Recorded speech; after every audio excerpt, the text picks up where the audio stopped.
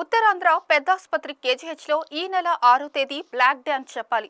1 కాదు 2 కాదు ఏకంగా 12 గంటలు విద్యుత్ లేక రోగులు నరకం చూశారు. ఆసుపత్రి యాజమాన్యం సకాలంలో స్పందించకపోవడం పట్ల ప్రజలు ఆగ్రహం వ్యక్తం చేశారు.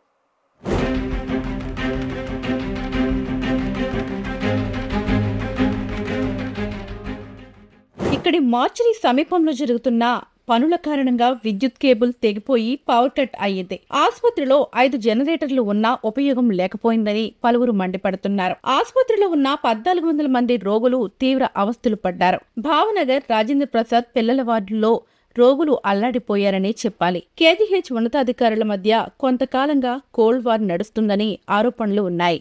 ఈ కారణంగానే జనరేటర్లు అద్దెకు తీసుకురాలేదని సిబ్బంది చెబుతున్నారు.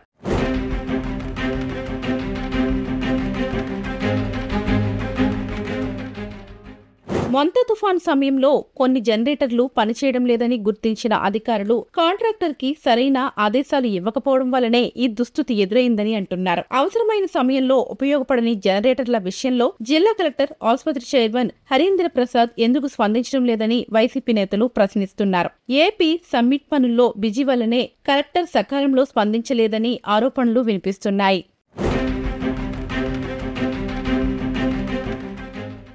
కేజీహెచ్ అధికారులు కాంట్రాక్టర్ ఇక్కడ తవ్వకాలు చేపట్టే ముందు ఈపీడీసీఎల్ అధికారులకు సమాచారం ఇవ్వకపోవడం వలనే కొంప మునిగింది అంటున్నారు. విద్యుత్ మధ్యాహ్నం పోతే ఈపీడీసీఎల్ అధికారులకు సాయంత్రం ఫిర్యాదు చేశారు అంటే కేజీహెచ్ అధికారులు ఎంత నిర్లక్ష్యంగా వ్యవహరిస్తున్నారు అన్నది తెలుస్తుందని పలువురు విమర్శిస్తున్నారు.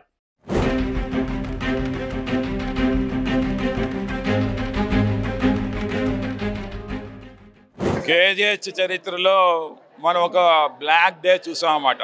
150 సంవత్సరాల కేజీహెచ్ చరిత్ర. నేను ఒక రాజకీయ నాయకుడిగా మాట్లాడట్లేదు, ఒక సిటిజన్ ఆఫ్ విశాఖపట్నం. 60 సంవత్సరాలుగా నాకేమో ఈ కేజీహెచ్ ఎసెట్ అయ్యి ఉంది.